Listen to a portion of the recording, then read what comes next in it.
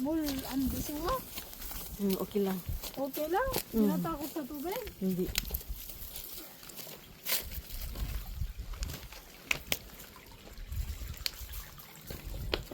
Ay kaso, isa-isa.